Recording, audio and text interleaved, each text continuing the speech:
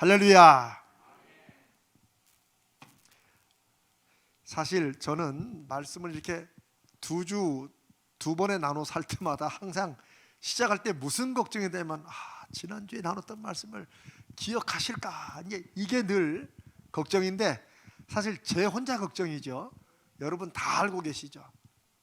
이제 우리가 지난주에 이어서 회당에 대해서 근데 지금은 기억 안 나도 신기한 건 조금 듣다 보면 다 새록새록 기억이 납니다. 걱정하실 거 없어요. 우리가 이걸로 시험 볼 것도 아닌데. 자, 회당에 대해서 신약 성경에 굉장히 많이 나와 있는데 우리는 그냥 그러려니 하고 지나갈 때가 많습니다.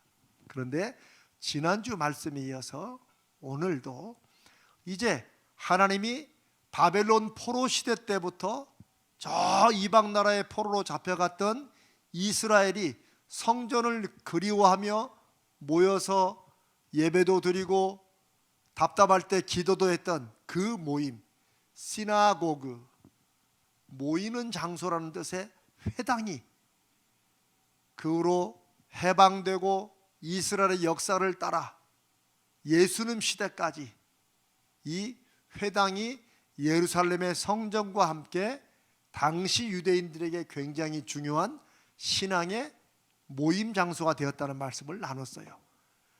지난 주일 이제 끝부분에서는 요한계시록에 거룩한 하나님의 장차 될 일에 대한 계시를 사도 요한을 통하여 교회들에 보내는데 우리가 말씀을 살펴본 것처럼 교회의 천사들에게, 사자들에게 편지를 보낸다. 근데 그 사자가 메신저, 말씀을 전하는 사람인데 헬라어 성경도 영어 성경도 그리고 우리 표준 세번역이나 이런 다른 성경들도 천사들이라고 번역을 했어요. 이제 조금 기억나시죠? 그런데 하나님께서 편지를 받았으면 그 계시가 있으면 교회 성도들에게 보내야지 왜 각 교회마다 천사들이 있나? 왜 천사들에게 보내냐? 그런데 사실 그 천사는 우리가 회당장이라고 부르는 사람들의, 회당을 관리하고 예배를 인도하고 이런 사람들, 특별히 회당에는 한 사람의 회당장만 있는 게 아니라 이미 우리가 신약성경에 살펴본 것처럼 야이로란 사람도 회당장 중에 한 사람이라고 하는 걸로 봐서 2명, 역사적으로는 3명 정도가 있었다. 그래서 각자의 역할이 달랐는데 사도 요한이 교회에 천사들에게 보낸다라고 할 때 그 천사들은 The Angels of the Church, 이 말은 교회의 천사라는 말로 표현되지만 사실은 교회의 말씀을 맡은, 예배를 주관하고 도와주는 그런 회당장의 다른 이름이 교회의 천사였다. 이런 말씀까지 말씀을 나눴죠. 여러분 이 표정 보니까 다 기억났어요. 이제 오늘은 초대교회 교인들과 유대인들이 모인 회당의 회당장들과 대체 무슨 관련이냐? 초대교회 편지를 왜 유대교 회당의 책임자에게 보냈느냐 하는 질문이 생길 수도 있습니다. 왜냐하면 우리는 이제 예루살렘에 성령이 임하시고 사도 베드로가 너희가 죽인 예수를 하나님이 살렸다. 그래서 그 예수님이 우리의 주님과 그리스도가 되신다. 회개하라. 이러자 사람들이 예루살렘에 있던 각처에서 온 유대인들이 회개했다고 그랬죠. 그래서 한 번 설교하면 5,000명씩, 3,000명씩 이렇게 회개하고, 그래서 교회가 이제 시작된 걸로 알아요. 맞아요. 그렇게 교회가 시작되었어요. 그런데 우리가 잠깐 오해할 수 있는 것은 그렇게 교회가 이렇게 시작되자마자 예루살렘 성전에 모였는데 우리가 성전은 사실은 저 지성소로 들어가는 게 아니고 성전의 뜰이라고 했죠. 마당에서 모였다고 그랬죠. 마당의 뜰과 여기저기 모임 장소에 모였다고 했어요. 근데 모든 사람이 다 그리 모이는 게 아니고 우리는 여기저기 흩어져 모였는데 그때 이제 교회를 막 짓고 이렇게 모인 것처럼 그냥 생각하기 쉬워요. 그런데 초기 기독교인들이, 우리 그리스도인들이 교회를 따로 세우고 기독교인만 모인 것은 나중 일이에요. 최소한 100년, 150년은 지난 다음이라고 역사가들이, 약간씩 의견은 좀 달라요. 그러나 그렇게 시간이 좀 지난 다음이다. 그러면 그 사람들은 모여서 예배를 어떻게 했단 말인가? 우선 생각해 볼 것은 우리가 신약 성경의 각 교회들에 보내는 편지들, 즉 바울 서신이나 이런 데 보면은 기독교인들이 어디에서 모였어요? 누구의 집에 문안한다. 그 말은 누구의 집에 안부를 전한다 하는, 그때 누구의 집이 바로 뭐예요? 교회. 여러분 잘 아시고, 그게 바로 교회였어요. 그러니까 우리가 생각하는 따로 교회 건물을 짓고 하는 것은 나중 일이지만, 처음부터 교회가 건물로 이루어져야 교회가 아니구나. 뭐가 교회다? 그러면 알지만 마스크 때문에 표현이 잘 안 되죠. 다 아시는데, 저는 이미 이제 3년 동안 마스크 쓰면 여러분 표정만 보면 다 알아 이제. 교회가 건물로 되는 게 교회가 아니었구나. 무엇이 교회예요? 믿는 성도들의 모임이 교회구나. 딩동댕. 맞아요. 근데 이 사실은 굉장히 중요해요. 왜? 처음 예수님이 내가 이 반석 위에 내 교회를 세우겠다, 음부의 권세가, 이 세상의 권세나 마귀의 권세가 이기지 못할 것이다 라고 약속하신 그 교회가 예수를 그리스도시요 하나님의 아들이라고 고백하는, 그 예수가 죽었지만 당신의 말씀과 역사가 하나님께로부터 온 것이라는 것을 증명하기 위해서 십자가에 죽으셨다가 3일 만에 살아나시고, 예수님이 정말 살아나셨구나. 그러면 그분이 하신 모든 말씀이 다 하나님께로부터 오신 말씀이지, 그분이 하나님의 아들이시고 하나님이시지, 이렇게 믿는 사람들이 바로 예수 믿는 사람들이에요. 그런 사람들이 모이는 그 모임이 어디에서 모이나? 그 모임이 뭐라고요? 그게 교회라는 거예요. 에클레시아라는 것은 부름을 받았다 라는 것이지 건물을 말하는 게 아니에요. 유대인들의 회당은 건물을 말하는 거예요. 무슨 말씀인지 아시겠어요? 그런데 어느 집에서 모여, 내가 스데바나의 집에 문안하노라, 내가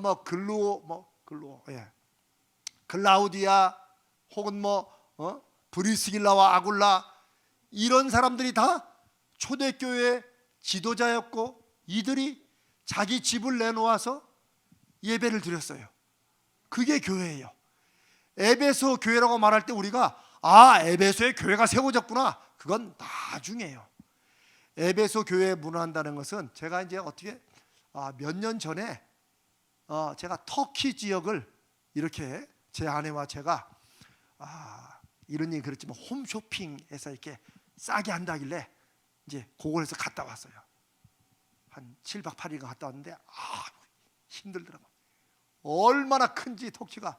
근데 거기서 에베소 교회도 가보고 했는데, 그때는 이제 에베소 교회라는 터가 조금 남아있긴 해요. 그러나 그건 나중 일이고, 에베소 교회에 문안한다 혹은 서머나교회에 문안한다 하는 것은 한 교회를 말한다기보다는 그 지역에 있는 여러 가정으로 모였던 교회들을 얘기한다고 우리가 생각해야 됩니다.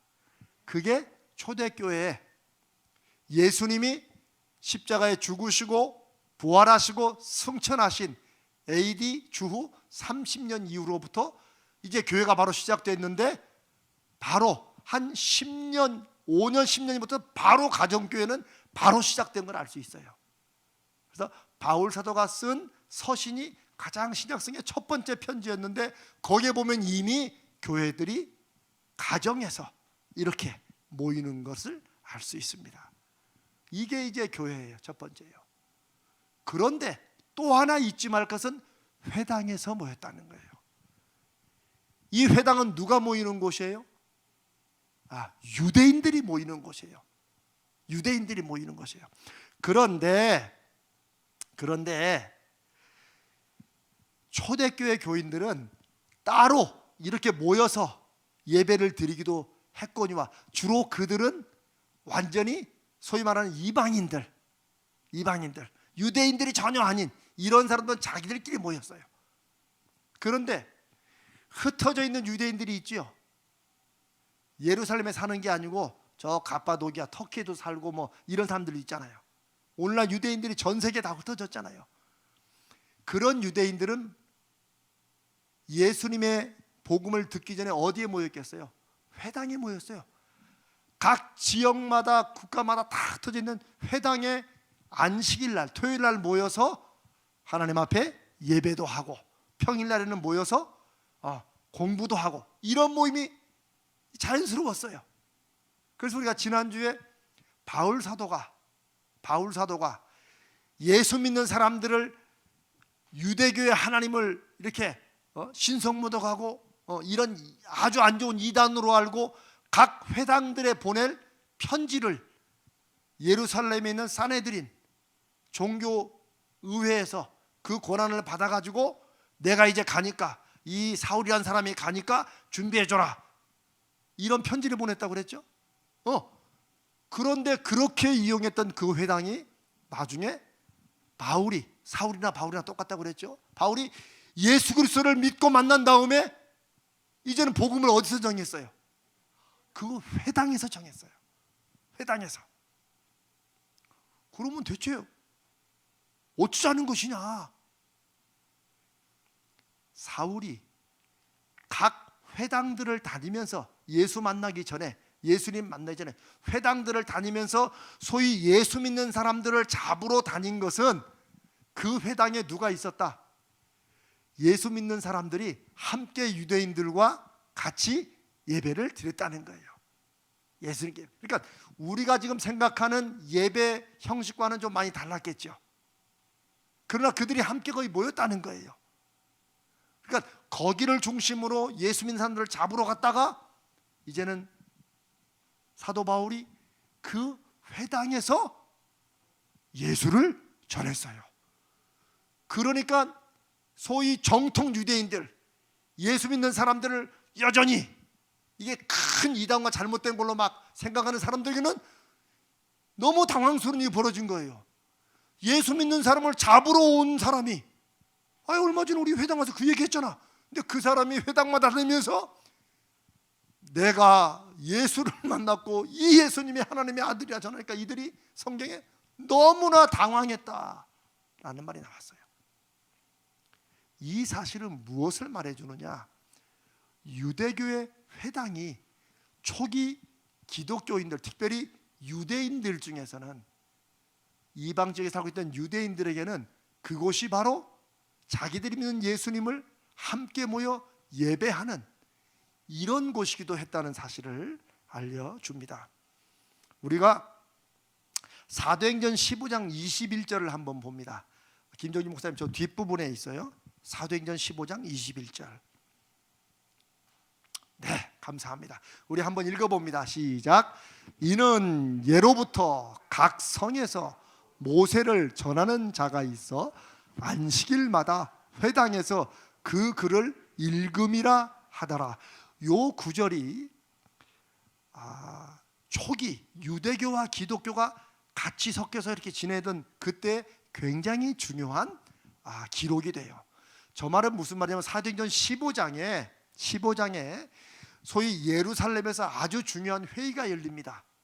뭐냐면 예루살렘이 사실 총 본부 아닙니까? 본부. 그러니까 이제 베드로와 야고보, 요한이 다 거기 있어요. 그러니까 계속해서 연락이 오는 거예요. 어느 지역에 저 이방 지역에서도 또 예수 믿는 사람들이 늘어났다 막 이렇게 보고가 올라올 거 아니에요. 그런데 어떤 유대인들이 할례를 그래도 받게 해야 되는 거 아니냐 이런 말들이 유대인 중에 나올 거 아니에요. 아직 예수 그리스도의 복음에 정확하고 깊은 의미를 모르는 사람들은 그래도 아브라함 자손이 되려면 그 사람들도 할례를 받아야 되는 거 아니야, 이런 얘기 했을 거 아니에요. 이것 때문에 토론이 벌어졌어요. 그것 때문에. 그런데 결론은 그들에게 굳이 할례를 받게 하는 것은 옳은 것이 아니다 라는 결론을 내려요. 그러면서 회당에서는 아무나 자유롭게 하나님의 말씀을 가르칠 수 있다는 사실을, 그걸 두고 각 회당에 있는 유대인들에게도 굳이 할례는 받지 말고 다만 음행하는 것과 다음에 죽은 짐승의 피, 그거를 멀리 하자니까 가장 기본적인 거, 이런 것만 하지 말도록, 그러면 우리가 함께 예수 믿는 예수님의 제자들이라는 거, 이걸로 충분하다, 이제 이런 결정을 내리는데, 거기에 이런 말씀이 나와요. 이는 예로부터 각 성에서 모세를 전하는 자가 있어 안식일마다 회당에서 그 글을 읽음이니라. 이 말은 무슨 말이에요? 회당에서 예수 그리스도에 대한 말씀도 전했지만 이렇게 전할 수 있는 유대인들이 전혀 이런 걸 이상하게 생각하지 않은 이유는 왜 그래요? 회당에는 누구나 그 당시에 있는 성경은 구약 성경만 있었겠죠. 그렇죠? 그러면 바울이 예수 그리스도를 전할 때 어떤 성경 말씀을 근거로 예수님을 전했을 것 같아요? 당연히 구약 성경이죠. 그렇죠? 구약 성경, 예수님도 구약 성경 이사야서를 읽으시고 오늘 이 말씀이 너희에게 임했다라고 말씀하시잖아요. 그러니까 당시에 성경을 읽었다는 건 다 구약 성경을 읽었다는 거예요. 그러니까 유대인들이 구약 성경을 읽고 그 구약 성경을 해석하고 그걸 가르치는데 누가 반박을 할 수가 없어요. 왜냐하면 예로부터 각 성에서 모세를 전하는 자가 있었다. 그 말은 또 유대인 중에 어떤 사람은 각 성에 있는 회당에서 그 말이에요. 각 성에서 그 말은 회당에서 특별히 창세기부터 신명기까지 모세 오경, 이걸 읽으면서 모세가 우리에게 너무나도 중요한 믿음의 사도다, 어쩌면 이제 그분은 아브라함보다 모세가 더 중요하다, 이런 것을 그 모세의 글을 읽고 전하는 사람이 있었겠지요. 그런데 그걸 유대인들이 회당에서 잘 받아들였어요? 아니면 그런 거 안 된다고 거부했어요? 그냥 받아들인 거예요. 왜? 그들은 구약 성경을 읽고 거기에 나타난 하나님의 뜻을 전하는 것을 그거 자연스럽게 생각했어요. 그런 것처럼 초기에 소위 우리가 아는 기독교 예수 그리스도의 복음은 다 구약 성경을 읽으면서, 쉽게 말하면 이사야서 53장에 그는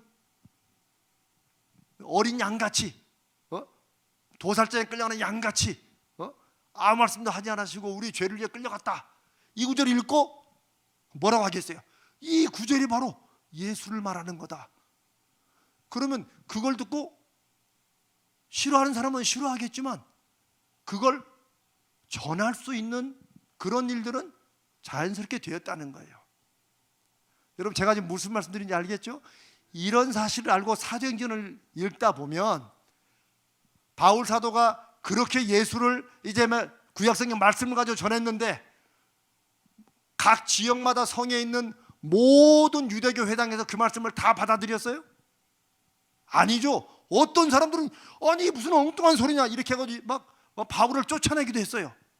또 사도행전 17장에는 보면 베레아 지역에 있는 유대인들은 좀 사람들이 점잖았다. 우리로 말하면 굉장히 양식이 있고 그냥 자기들하고 안 맞는다고 막 이렇게 승질내는 그런 사람이 아니었다.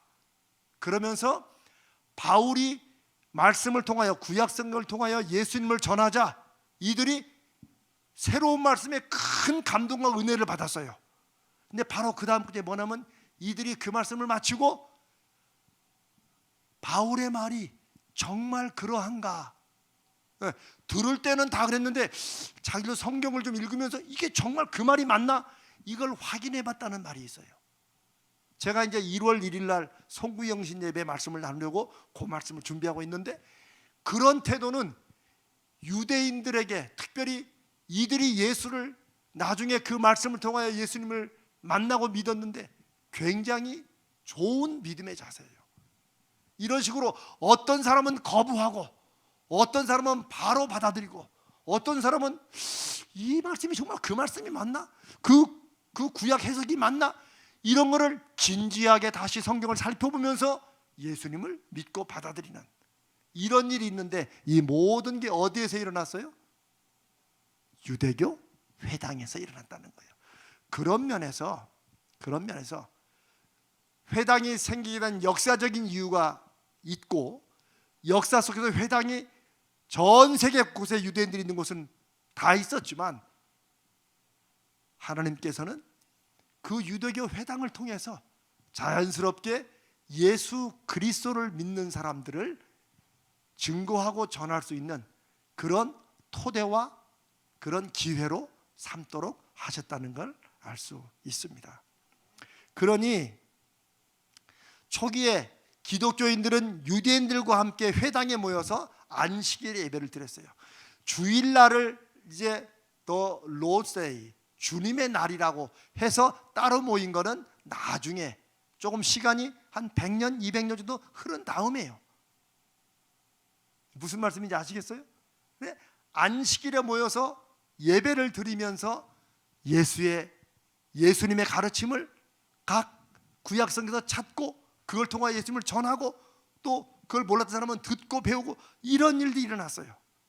그런데 어떤 면에서 특이하고도 감사하게 유대인들은 기독교인들을 뭐라고 생각했냐면, 유대교에는 나름대로 종파가 많았어요. 우리가 아는 젤로 땅이라고, 막 로마하고 싸워서 빨리 이겨야 된다라고 하는 소위 열심당이라고 불리는, 가룟 유다가 그 열심당이라고도 하죠. 또 시몬이라는 사람도 열심당이었어요. 예수님의 제자 중에. 그런 열심당도 있고, 또 유대교는 우리가 아는 바리새파도 있고, 또 사자로 시작하는 사기꾼? 아니 사두개파도 있고, 그렇죠? 또 에세네파라고 주로 동굴에서 자기들끼리 모여서 기도하는 굉장히 좀 은밀한, 하여튼 유대교는 종파가 다양했어요. 다 무엇을 중심으로? 구약 성경을 중심으로. 그러다 보니 이 유대인들은 토요일날 기독교인들이 같이 예배를 드린데도, 아하, 저 사람 저런 많은 거, 저 사람들도 우리 유대교의 한 종파의 모양이구나, 이렇게 생각했어요. 전혀 그게 무슨 분란이 일어나고 특별 어떤 사람이 막 이건 아니다 이러기 전에는 그냥 같이 예배를 드리고, 그리고 한 종파로 생각했었다는 것입니다. 좀 강한 사람들은 유대교 이단으로 생각해가지고 박해하기도 했었죠. 그래서 바울 사도가 전하다가 막 쫓겨나기도 하고, 이런 일도, 이런 것들이 막 섞여 있는 거죠.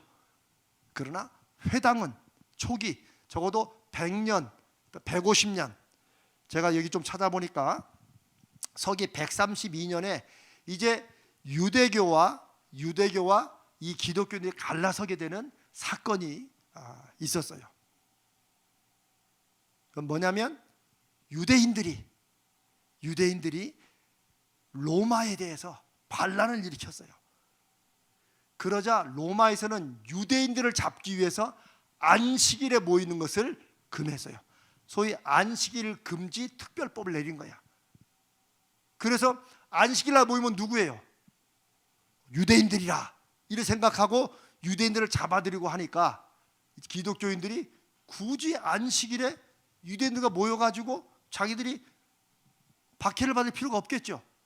그래서 이들은 그때부터 아마 따로, 이제 이미 가정에서 모이는 사람은 모였지만 회당에서 모였던 사람들도 그 사건 이후로도 갈라져 가지고 유대교인들과 기독교인들이 점점점 역사적 사건과도 함께 이렇게 나눠지게 되었다라고 생각할 수 있습니다. 처음 듣죠? 그런데 중요합니다. 왜냐하면 초기 기독교 역사는 여러 가지 중요한 게 한 게 있겠지만, 우리가 지금 2022년에 이렇게 교회를 통해서 믿는 것이 그냥 공중에서 붕 떨어진 게 아니고 2000년의 기독교 역사 속에 수없이 많은 일들과 사건들 속에서 사람들 보기에는 정치적인 사건이고 경제적인 사건일지 모르지만 하나님께서는 그 모든 걸 통하여서 하나님의 역사하심을, 약속을 묵묵히 이루어 오셨다는 거예요. 우리가 2020년을 살아간다는 것은 우리가 적어도 이 역사 속에는 이제 우리 책임이에요. 예수 그리스도를 믿는 교회의 모습이 어떻고 교회의 영광과 증거가 무엇인가를 이 세상에 보여야 되는 것은 그 누구에게 책임이 있어요? 우리에게 있다는 거예요. 132년 이후로 그렇게 로마 제국은 안식일을 지키는 기독교인들도 유대인으로 생각하고 뭐 그들 눈에는 뭐 어차피 구약 성경은 다 유대인들이니까 다 박혀있죠. 물론 여기에 이방인들도 함께 예배를 또 드린 것으로 그렇게 나타나 있습니다. 왜냐하면 외국에 살면 소위 이스라엘 내 유대교 이 예루살렘에 살던 사람보다 조금 많은 것이 좀 부드러워지죠. 제가 그래서 지난번에 그랬잖아요. 우리 막 그 한국에 왜 소위 유교적으로 막 사돈 하면은 옛날 말로 사돈과 직가는 멀수록 좋다. 그런 얘기 들어보셨어요? 네. 저도 들었는데 저보다 연배가 있으신 분이 못 들었으면 하여튼 사돈과 직간 화장실에요. 멀수록 좋다. 이제 이런 생각을 하고 사돈은 그냥 결혼식이나 약혼식 때 한번 아유 안녕하십니까 아이고 뭐 이러고 끝나면은 평생 안 볼 수도 있어요. 그게 이제 주로 한국이죠. 근데 미국만 가도 저는 미국에서 한 17년 살았는데 거기는 사돈 뭐 이렇게 따졌다가는 너무 외로워. 그러니까 사돈의 8촌에 9촌까지 막 다 모여요. 왜? 미국이니까, 외국이니까 되는 거예요. 이런 면에서 유대교 회당도 예루살렘에 예수님 계실 때만 제가 몇 개라고 그랬어요? 어딨나? 수백 개 있었는데 390개.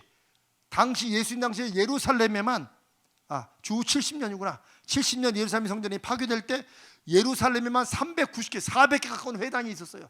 근데 그런 사람들은 그 안에 이방인이 올 수 있었어요, 없었어요?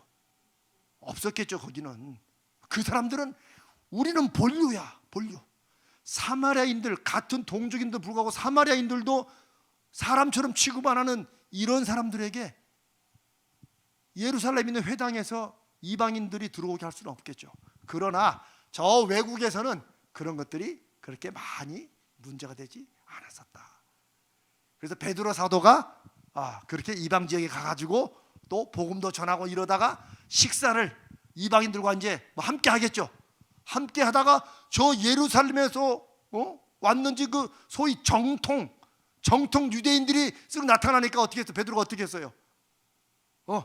밥 먹다 뒷문으로 싹 도망갔어요. 왜? 괜히 귀찮고 나중에 소리 들을까봐.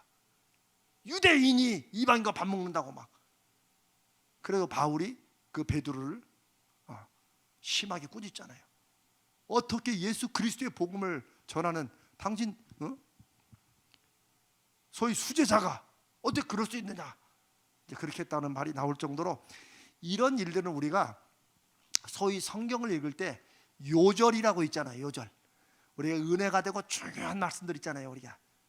그러나 어떤 말씀이든지 중요하지 않은 게 없어요. 그러나 우리가 요절이라고 외우는 요것만 중심으로 성경을 읽으면 제가 지금 말씀드린 이 모든 얘기가 다 어디서 나와요? 이게 다 성경에 나오는 얘기예요. 어머머 그런 얘기도 있었나? 이런 분들은 오늘 사도행전을 다시 보시면 돼. 그래서 사도행전에 내 마음에 쏙쏙 오는 것만이 아니고 거기에 누구를 만나고 어디로 갔다 이런 사건들을 보면 지금부터 2000년 전에 성도들이 어떻게 그리스도의 말씀과 복음을 품고 전하고 이것 때문에 핍박받고 이런 일들이 있는가를 우리가 짐작할 수 있습니다. 그래서 요한계시록에 하나님께 받은 계시를 유대교 회당에 말씀을 예배를 주동하는 회당장에게 보낸다고 하는 표현이 우리가 특별히 틀린 이상한 그런 것이 아니라는 걸 알 수 있습니다. 자, 이제 회당과 기독교의 이제 어떤 역사적인 그런 함께 드리는 것 속에 공통점이 있습니다. 초대교회는 가정으로 모였든지 혹은 이렇게 모여서 회당에서 예배를 드렸든지 구약을 이해하는 것, 즉 당시의 성경을 이해하는 것을 굉장히 예수님의 가르침과 말씀을 중심으로 그걸 다시 보고 그걸 통해서 예수가 그리스도이심을 전파했어요. 이사야를 읽든 엘리야를 읽든 심지어 저 창세기를 읽든 여자의 후손이라 하면 이게 바로 예수 그리스도를 말하는 것이다. 뭐 이렇게 해서 이제 예수를 자꾸 전하게 됐죠. 안 받는 사람은 안 받고, 안 받는데 승질 있는 사람들은 막 싸우고 쫓아내고, 이런 일들이 여기저기서 일어나게 되면서 그래도 어떤 사람들이 많았어요. 그 예수 그리스도가 하나님이 선지자들을 통해서 약속하시고 요엘 선지자 그날이 오면 너희 남종과 여종에게 성령을 부어줄 것이고,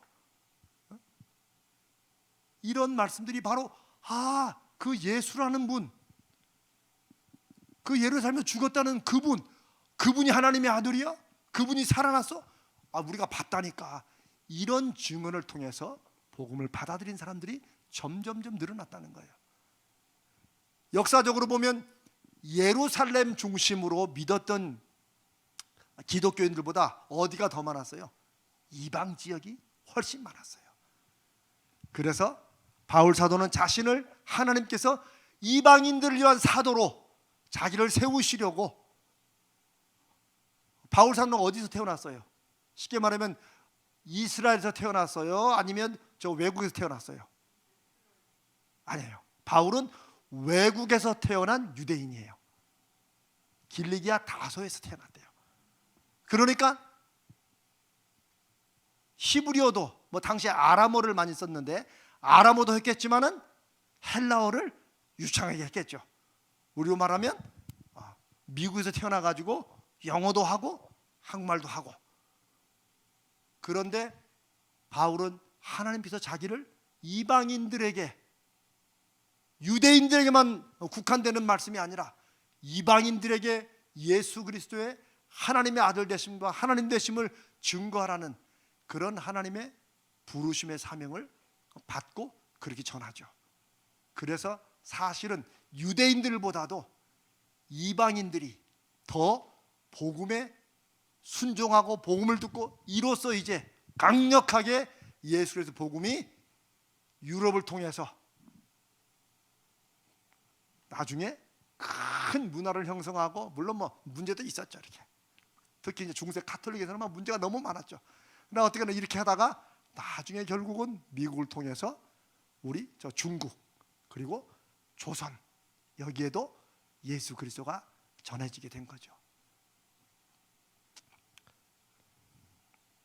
초대교회는 갓 믿은 성도들에게 예수 그리스도의, 예수님의 그리스도 되심과 그 다음에 이것을 가르치고 설명하기 위해서 예배와 모임의 설교가 굉장히 중요했어요.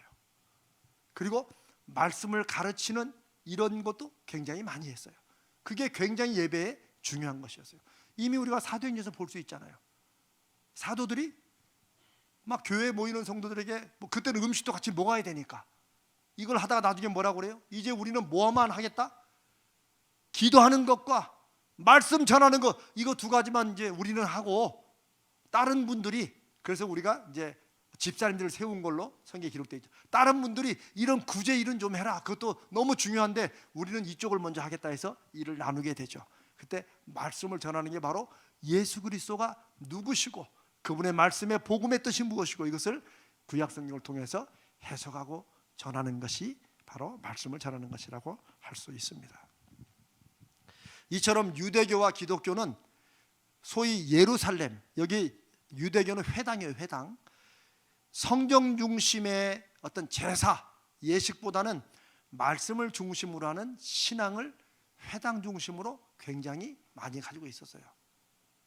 그래서 훗날 이 회당에 그 말씀을 함께 나누고, 누구의 말씀이라도 성경을 통해서 해석하면 다 일단 들어주는 이런 걸 통해서 복음이 제가 아까 전했다고 말했는데 이것이 바로 훗날 교회로 따로 독립한 다음에 더욱더 강력하게 우리 소위 그리스도인의 교회에서는 당연히 기도하는 것과 찬양하는 것과 말씀을 전하고 나눔으로 하나님의 뜻과 음성을 듣는데 초점을 두었습니다.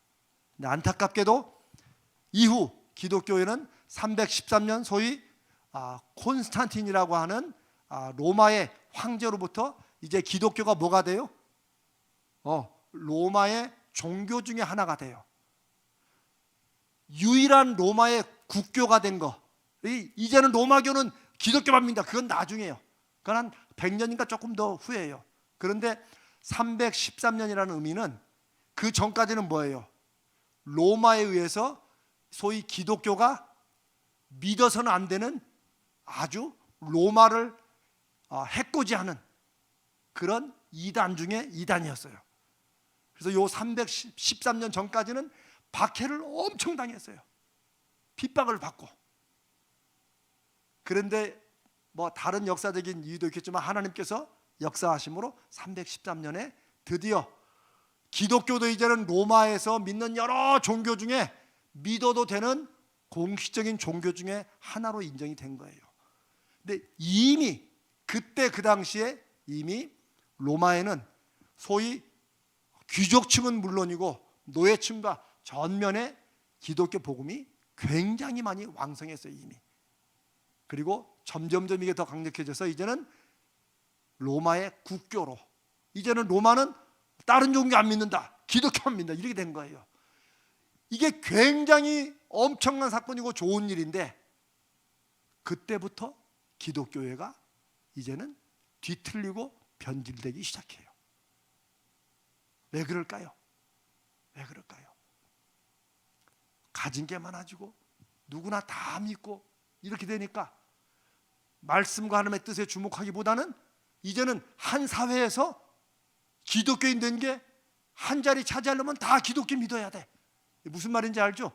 전에 핍박받을 때는 자기가 예수를 믿어도 예수 믿는다고 하면 안 돼. 그러면 승진은 고사하고 이거 목숨도 잃어버리거든. 그런데 이제 기독교가 공인되고 나중에 로마의 국교가 된 다음부터는 이제 승진하고 출세하려면 뭘 믿어야 돼요? 기독교를 믿어야 돼요. 그게 굉장히 하나님의 은혜고 축복인 것 같지만 이거를 잘 관리하지 못하면, 믿음으로 잘 세우지 못하면 그게 영적으로 타락하게 하는 게 돼요. 왜? 믿음의 힘은 내가 가지고 있는 높은 자리나 내가 갖고 있는 돈의 힘으로 발휘하는 게 아니에요. 그렇게 되는 순간 우리는 하나님보다 뭘 더 의지해요? 돈이나 자리를 더 의지하게 돼요. 우리 기독교인들에게 재물이나 돈이 이게 원수거나 막이거나 불필요한 게 아니에요. 아니에요. 그게 필요하지만 우리는 늘 하나님과 돈 사이에서 하나님이 되셔야 돼요. 그런데 그렇게 되지 못한 아주 강력한 증거가 바로 313년 기독교가 공인된 이후로 쭉 나타나요. 그러면서 소위 이제 400년, 500년, 1000년 넘어가면서 소위 중세 가톨릭의 암흑기가 시작이 돼요. 그리고 그것을 더 부추겼던 것은 뭐냐면은 로마 가톨릭이 이제는 로마가 당시에 전 세계를 지배했잖아요. 그러니까 로마의 유일한 국교가 되면서부터 우리가 초기에는 기독교 예배가 말씀 중심이라고 그랬죠. 그런데 보세요. 사람이 많아지고 사람들이 막 거기 들어가려고 애를 쓰고 막 이러는 순간 말씀보다는 이제 뭐가 강조되겠어요? 눈에 보이는 것이. 그러니까 교회를 화려하게 짓고 성지자들도 옷을 엄청 화려하게, 그 옷만 봐도 그냥 뭔가 있는 것처럼 보이는 그런 식으로, 그래서 막 머리에 막 쓰고 이거 들고 뒤에도 막 이것도 흔들고, 예배가 여러 가지 인간적인 예시들, 이것도 좋겠고 이걸 다 집어넣어 가지고 이제는 말씀을 나누는 게 아니라 그런 소위 예식을 행함으로 하나님의 은혜가 오르는 것으로, 그런 식으로 점점 그들 생각으로는 발전했지만 우리가 보기에는 타락의 길로 간 거예요. 그러다 결국 언제? 1517년에 종교 개혁이 일어나요. 이렇게 믿다 보니까 완전히 성경과는 다른 이상한 걸 믿게 돼요. 그때 중간에 나오게 된 게 이제 성모 마리아가 이제 예수님의 진짜 엄마가 된 거야. 성모가 된 거야. 근데 여러분, 사실 마리아는 예수님의 어머니가 아니에요. 하나님께서 성령으로 태어나게 하실 때 여러분 이런 말씀 이해하시지만 성령으로 낳게 하실 때 태를 빌린 거예요. 물론 그것도 복된 믿음이죠. 그런데 이 마리아를 막 올려가지고 이제는 어떤 생각이냐? 아이고, 예수님께 직접 기도하는 것보다 그래도 엄마한테 말하면 더 빨리 된다 이거지. 이렇게까지 발전을 해요. 이게 왜 그래요? 성경 말씀을 기준으로 신앙을 세워가는 게 아니라 자기들의 생각과 간섭과 오래동안 하다 보니까 그것도 그럴싸하거든. 그렇죠? 아드님께 직접 말하기보다는 차라리 그 위에 계신 엄마한테 말하는 게 훨씬 더 기도를 잘 들어주겠다. 이런 식으로까지 얘기가 돌아가는 거예요. 그 외에 많은 일들이 캐톨릭에서 이제 예전 미사 중심으로 바뀌어요. 그리고 하나님 앞에 직접 예수의 이름으로 회개하는 것이, 우리가 예수 믿으며 짓는 죄를 우리가 회개하고 다시 하나님 백성으로 서는 거잖아요. 근데 그것도 누가 해요? 이제 사제와 신부 앞에서 고해를 하게 돼요. 딱 가르고 귀에다 대고 제가 이런 죄를 지었습니다. 그럼 성모 마리아 창가 100번 외우고 계단을 2번 왔다 갔다 하고 이러면서 근데 이런 게 왜 사람들에게 팍팍 와닿겠어요? 눈에 분명히 보이거든. 그것만 하면 죄가 용서된다고 분명히 그 신부가 얘기해 주니까, 그게 하나님 말씀으로 우리가 우리 죄를 고백하면 하나님은 미쁘시고 의로우사 우리 죄를 용서하신다는 말씀의 약속으로 죄가 회개되는 걸 믿지 못하고, 사람이 이렇게 막 큰 거 입고 막 이렇게 막 거룩하게 화려하게 옷을 입은 신부가 죄가 용서됐다 그러면 그게 더 눈에 훨씬 보이는 용서로 더 다가오는 거예요. 사람은 보이시지 않는 하나님이시지만 말씀으로 약속하시 이루어 가시는 하나님께 중심을 두지 않고 눈에 보이는 것에 의지하는 순간 점점점 말씀과 하나님으로부터 멀어지는 그런 죄성이 우리 안에 있어요. 그게 예전에도 기독교 역사에도 오늘날에도 앞으로도 그렇고요. 그게 바로 안목의 정욕이라는 것이 바로 그런 것 중에 하나예요. 이제 우리 오늘 말씀을 맺으면서 우리가 이 시대에, 그럼 우리는 지금 믿음을 잘 지키고 말씀과에 든든히 서 있는 이런 교회 시대를 살고 있는가?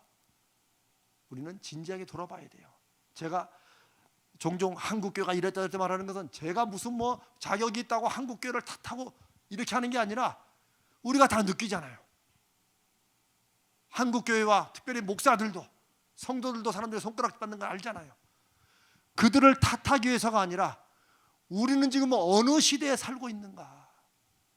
2022년은 영적으로 신앙적으로 어떤 시대인가 하는 것을 우리가 말씀 앞에 돌아봐야, 하나님 앞에 돌아봐야 우리가 이 시대의 소금과 빛의 사명을 감당할 수 있고 하나님의 자녀로서의 역할을 감당하는 거예요. 적어도 우리가 살아가는 이 시대에 우리에게는 그런 책임이 있다고 저는 믿습니다. 시대마다 사람들이 살았던, 성도들이 살았던 시대의 사명들이 있어요. 그러나 모든 사람이 다 그 사명을 깨닫지 못했어요. 그냥 그렇게 살아가. 아이고 요즘 다 그렇게 믿는데, 그냥 고해성사다 하고 가서 이것도 흔들면 그것도 하고 또 이렇게 매주마다 성찬 주는 거 그나마 또 평신도들에게는 떡만 주고 포도주는 또 자기들만 마셨어요. 또 그것도 처음 하여튼 이상해. 근데 다 자기 나름대로 이유가 있겠죠. 그런 예정과 의식으로만 신앙이 들어가면 편하지. 눈에 보이는 분명한 게 있고, 그러나 그 중심에서는 하나님과 멀어지는 그런 시대에 결국 하나님께서는 1517년에 우리가 아는 켈빈, 루터, 즈윙글리 이런 각 곳곳에 더 이상 이렇게 믿으면 이게 무슨 성경에 있는 하나님이냐, 이건 예수 믿는 게 아닌 것 같다 라고 용기를 내어 목숨을 걸고 던졌던 사람들이 바로 종교개혁을 일으키고 우리가 그 후로 지금 이제 500년 넘게 이렇게 지내오고 있습니다. 그러면 우리 오늘날 기독교는 다른 거 보고 우리 한국 교회는, 그러면 우리는 그 종교개혁을 우리가 성경으로 돌아가야 된다라는 그 말씀 앞에 우리는 떳떳한가? 우리는 과연 말씀 중심으로 이 세상에 눈에 보이는 것이나 이 세상의 어떤 조직이나 사람들이 믿어왔던 이런 것이 아니라 우리는 정말 하나님의 말씀을 중심으로 우리의 삶과 신앙을 지켜나가고 있는가? 우리는 이것을 진지하게 한번 돌아봐야 됩니다. 저는 이게 하나님께서 부족한 저를 이 가자지울 교회 성도들과 함께 이 시대에 그래도 무언가 할 일이 있다면 예수 그리스도의 십자가의 죽으심과 부활과 그분의 증인되라는 주의 말씀을 품고 어찌하든지 내가 인생을 사는 이유가 내 삶에 역사하시는 하나님, 그 하나님의 표적과 사인과 증거를 믿고 내 삶의 증거로 사람들에게 하나님이 여전히 하나님이시고 예수 그리스도가 이 시대에 유일하고 진정한 소망이시다. 이 세상으로 끝나는 게 아니고 열심히 이 세상을 살아야 되지만 이 세상이 전부가 아니고 여기에 천국을 건설하는 게 아니라 이후에 이 땅에서 하나님과 동행하는 사람들은 바로 그 후로 영원히 하나님과 영원히 동행하는 영생의 삶을 지금부터 시작해서 끝까지 가는 것이다. 이런 것을 믿고 삶의 열매와 증거로 전하는 것이 바로 이 시대에, 어느 시대나 그랬지만 이 시대에 우리가 살아가는 2022년과 앞으로 얼마를 우리가 더 살지 모르지만 그때 우리가 해야 될, 우리가 감당해야 될 사명이라고 믿습니다. 그러기 위해서 우리가 하나님 앞에 하나님을 새롭게 경험하는, 하나님이 우리 기도에 들으시고 역사하신다고 말씀에 약속하셨는데 하나님 그 약속이 왜 이렇게 안 지켜집니까? 라고 하나님 앞에 좀 따져 묻는 이런 믿음이, 제가 차라리 말씀은 다 믿어 아멘이지 뭐 이렇게 하지만 실제 안 믿고 자기 멋대로 사는 것보다 훨씬 더 믿음이라고 말씀드린 이유가 있어요. 왜요? 하나님이 우리가 지금 이 말씀을 나누는 이 시간에도 우리와 함께 하시기 때문입니다. 부족한 제가 이 말씀을 나눌 때 하나님도 주시는 말씀이 아니면 제가 이렇게 확신으로 드릴 수가 없습니다. 여러분도 그렇게 들으실 거라고 믿습니다. 우리는 귀로 듣고 가슴으로 아멘은 하지만 우리는 믿음이 약합니다.